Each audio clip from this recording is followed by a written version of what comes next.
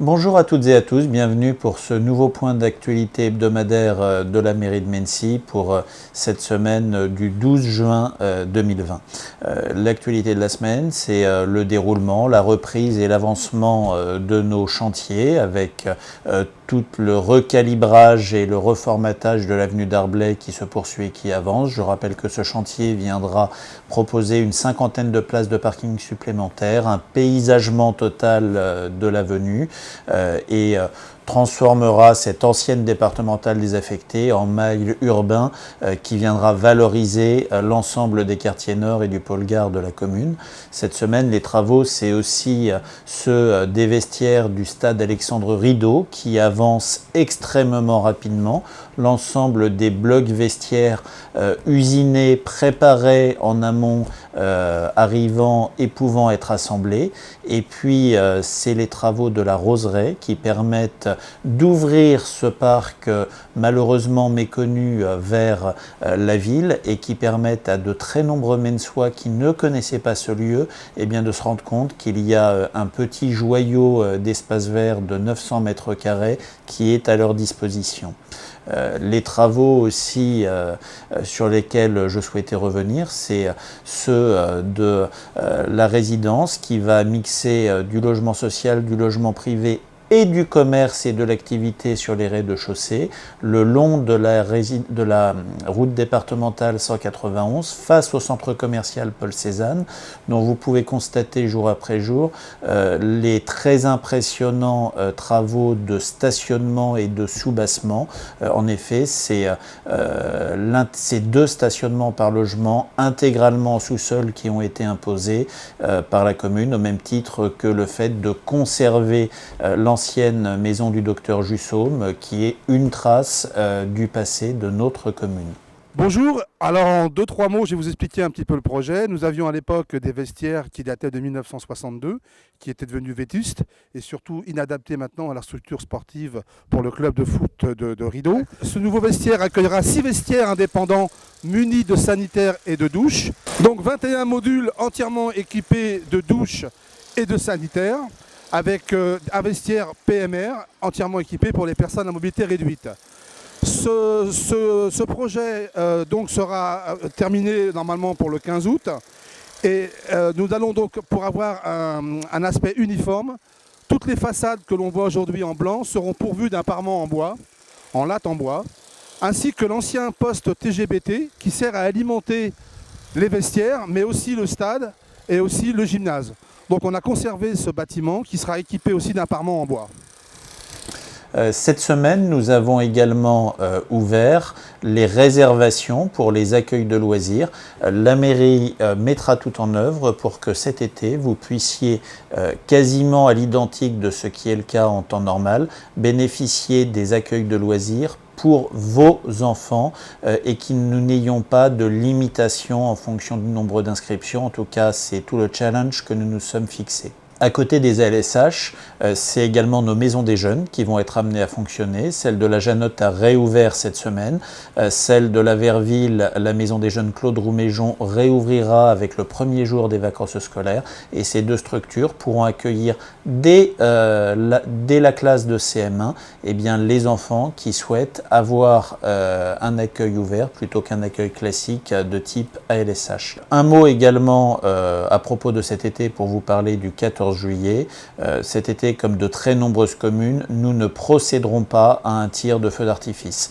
En effet, la plupart des communes environnantes ayant décidé d'annuler leur feu d'artifice, un très grand nombre de personnes, si nous devions le tirer, seraient susceptibles de venir à Mennecy. Les contraintes d'accueil auxquelles nous risquons d'être confrontés font qu'il ne nous semblerait pas raisonnable de réunir 6, 7, 8, 9 000 personnes alors que nous sortons d'une pandémie au risque de recréer un cluster sur notre commune.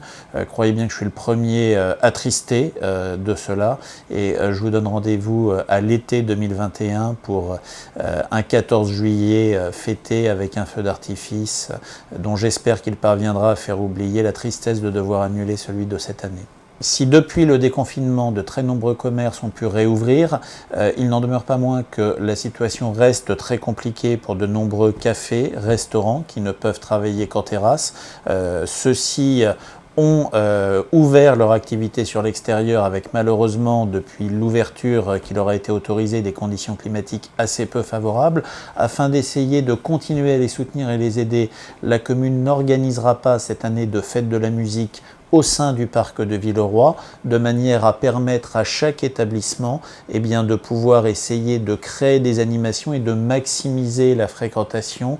Là encore, il s'agit pour nous, au travers de ce geste, de faciliter, de favoriser l'activité commerciale, comme nous allons le faire au travers des estivales, dont le nombre va être doublé cette année et qui vont démarrer dès le 26 juin, à la sortie de la période de zone orange pour l'Île-de-France, puisque nous attendons tous impatiemment au plus tard le 22 juin pour pouvoir repasser en zone verte, peut-être un petit peu avant en fonction des annonces du président de la République de dimanche.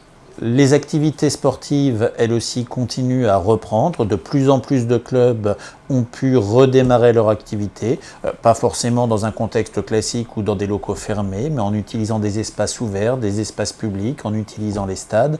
Et je tenais véritablement à remercier l'ensemble des élus, des services municipaux, des présidents de clubs et des bénévoles qui se sont engagés pour rendre cela possible. Eh bien, écoutez, ça s'est relativement bien passé. Nous avons commencé hier, après ce déconfinement qui a été si long, et on a pu retrouver une partie de nos gymnastes.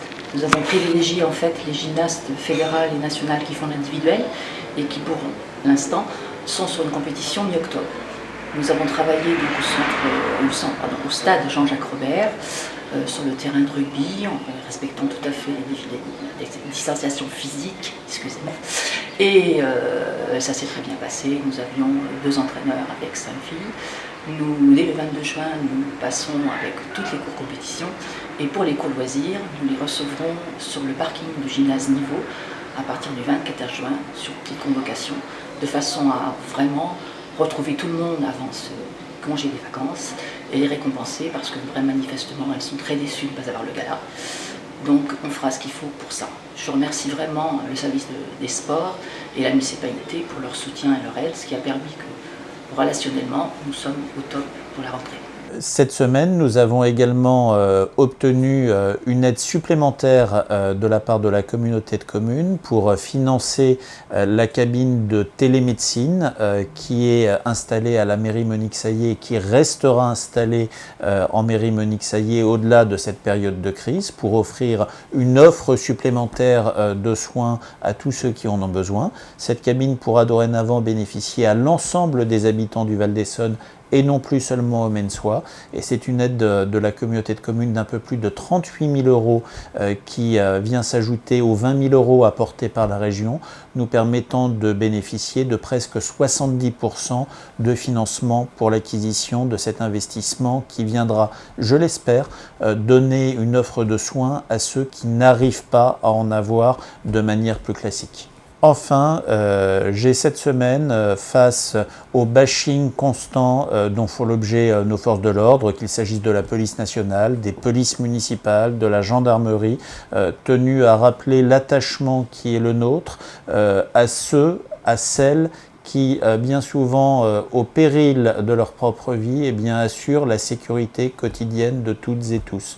Je crois que le devoir, l'honneur d'un État, d'un pays, encore plus d'une République, c'est de protéger ceux qui lui permettent de vivre en sécurité, ceux qui donnent tout pour elle, et si rien ne peut pardonner, rien ne peut excuser des bavures, des dérives, des actes racistes qui peuvent exister dans n'importe quelle profession, dans n'importe quel corps, dans n'importe quelle institution, il n'est pas possible de constater les phénomènes d'assimilation, les phénomènes d'appel à la haine que nous constatons depuis maintenant quelques jours malheureusement.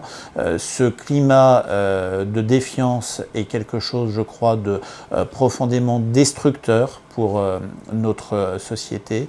Et je pense absolument fondamental que les élus réaffirment l'attachement, le lien indéfectible entre le pays et entre celles et ceux qui permettent à ce pays de vivre en sécurité.